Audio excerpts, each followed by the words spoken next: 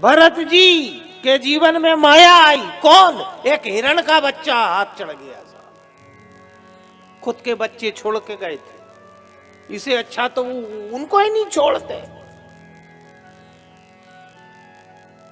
अब वो भरत जी ने देखा वो हिरण का बच्चा पानी में पड़ा, उसको उठा लाए, देखा इसकी मां मर गई। अरे अब मैं ही इसकी मां, मैं ही इसका पिता। उसी समय भगवान मुस्कुराने लगे। मां रुक्मणी ने पूछा, ठाकुर मुस्कुरा क्यों रहे हो? भगवान ने कही, मेरा एक भगत माया के चक्कर में पड़ गया, इसने माया पकड़ ली। अब हिरण के बच्चे की सेवा होने लगी, माला आला बंद। अरे मेरा देखो तो कितना अच्छा बच्चा है। अच्छा, हिरण का बच्चा लगता बहुत सुंदर है, देखना कभी आप, बहुत सुंदर लगता है। उसके लिए पत्तियां लाते, उसके लिए घास लाते, उसके सोने की व्यवस्था करते, उसके पानी की व्यवस्था करते। रात को वो सोता तो उठ के 10 बार देखते, कहीं ठंड तो नहीं लग रही। बस वो माया अपना असर दिखा रही। समय बीतता गया, वो हिरण का बच्चा महीने भर का हुआ, 2 महीने का, 6 महीने का, साल भर का। एक दिन वो हिरण का बच्चा जहां कुटिया के बाहर चल रहा था, बड़ा हो गया वो। अब उसकी नजर हिरण के झुंड पे पड़ी, वो हिरण के बच्चे की। अब देखो पशु है पर बुद्धि तो है।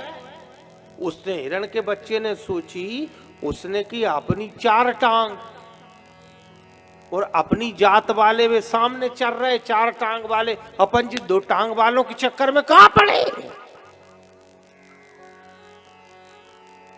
हिरण के बच्चे ने हिरण को, झुंड को देखा, भाग गया। अब वो हिरण का बच्चा तो हिरण के झुंड में जाके मिल गया।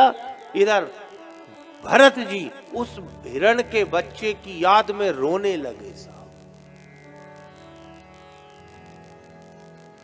अब देखो वो हिरण जो था, आप देखना वो तो गया, पर भरत जी रो रहे, और इतना रो रहे, करना था हरी हरी पर कर रहे हिरण हिरण।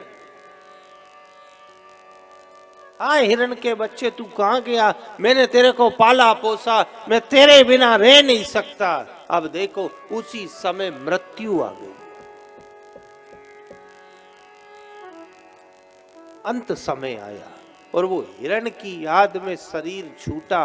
अंते मति सा गति, हिरण की याद में शरीर छूटा। भगवान ने कही, आप चिंता मत करो, अगले जन्म में आपको हिरण ही बनाएंगे।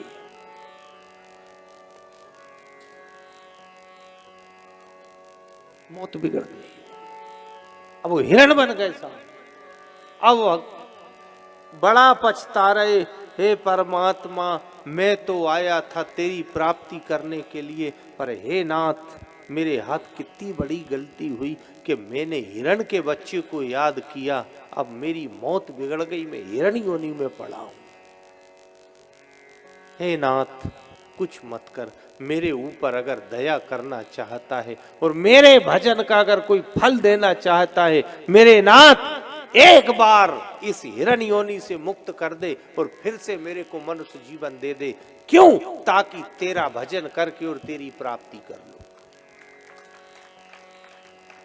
भगवान ने प्रार्थना सुनी, वो हिरण योनि छूटी, और फिर परमात्मा ने कृपा करी साहब। पुराना भजन था, उस भजन के प्रभाव से फिर मनुष्य जीवन दिया। एक ब्राह्मण परिवार में जन्म हो गया, नाम फिर रखाया भरत। पर वो 2 जन्म की याद थी कि अपने 2 जन्म बिगड़ गए। वो तो अपने को पूर्व जन्म का मालूम नहीं है, नहीं कि अपन पूर्व जन्म में क्या थे।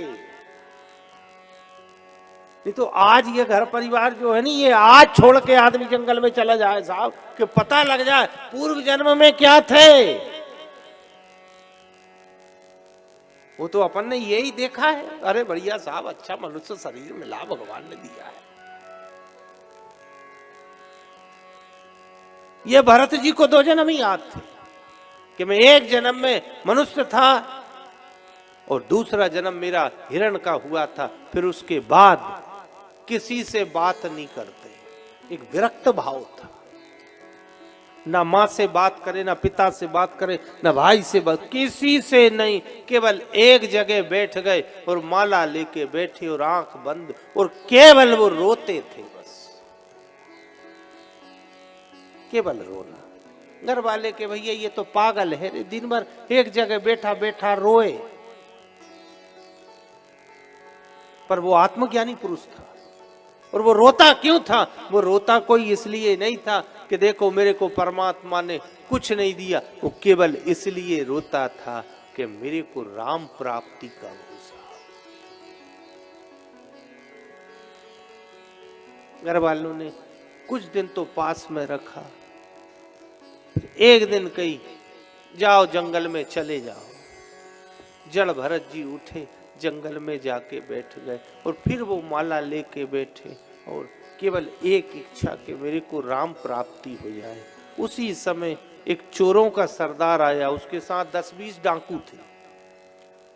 उनने देखा एक कोई बैठ के माला कर रहा है, शरीर से हट्टे कट्टे थे। वो चोरों लोग आए, उनने हाथ पकड़ लिया जड़ भरत जी का।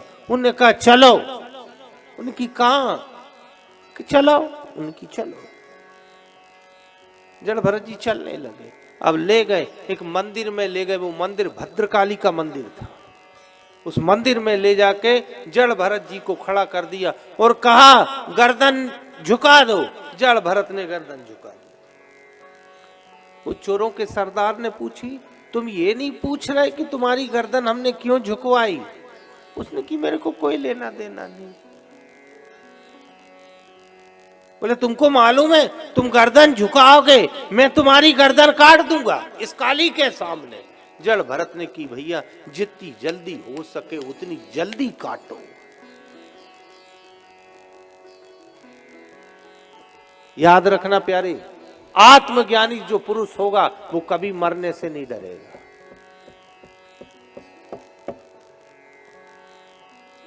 कभी नहीं डरेगा, क्योंकि वो जान चुका है कि आखिर मृत्यु क्या है।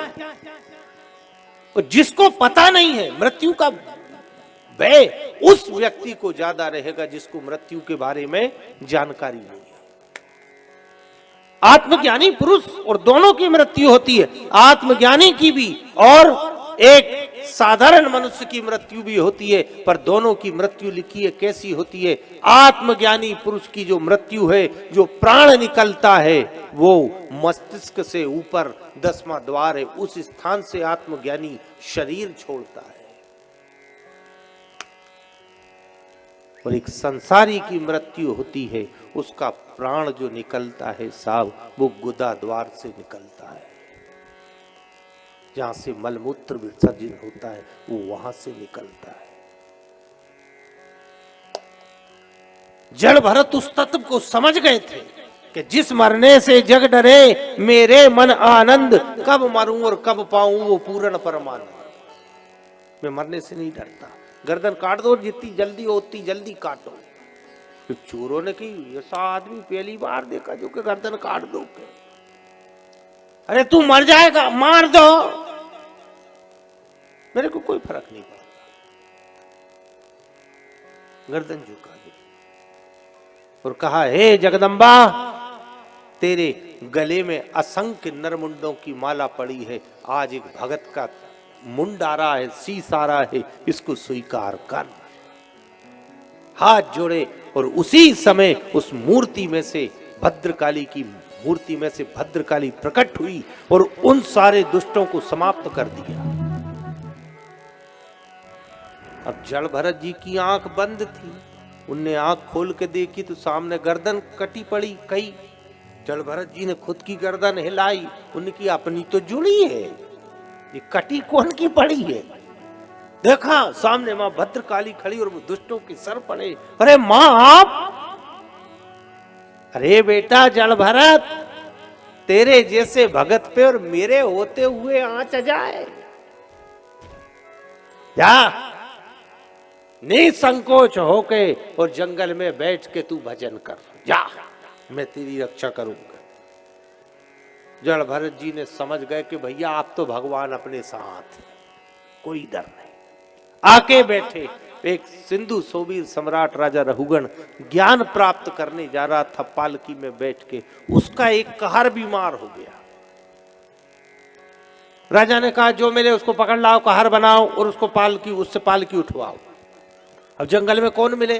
जड़ भरत जी बैठे थे, आए पकड़ के ले गए, चलो उनकी चलो, पालकी उठाओ, पालकी उठा ली और जड़ भरत जी चलने लगे। अब जड़ भरत जी चलते जा रहे, वो नीचे देखे, जड़ भरत जी की ये स्थिति थी, जड़ भरत जी ये जानते थे, जान करके एक चींटी की भी हत्या नहीं होना चाहिए।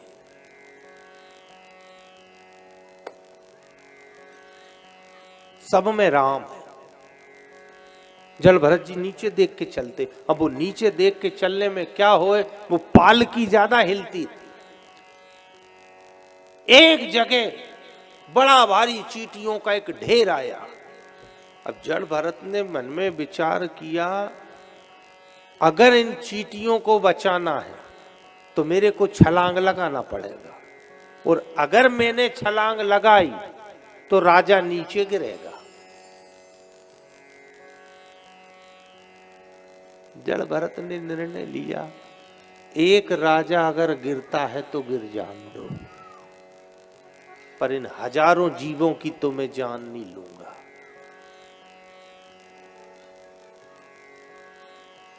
अब पालकी कंधे पे है और फिर के तुम छलांग लगाओ तो पालकी रहेगी।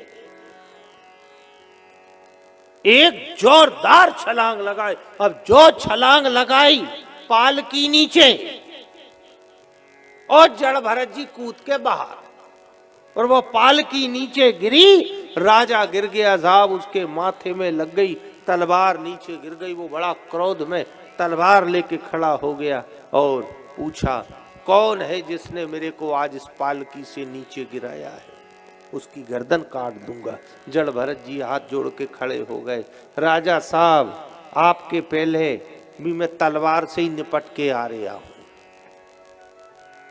फिर तलवार बता रहे हो? तुमने पालकी गिराई? मैंने गिराई। क्यों गिराई? नीचे देखो। राजा ने नीचे देखा, क्या देखूं? ध्यान से देखो।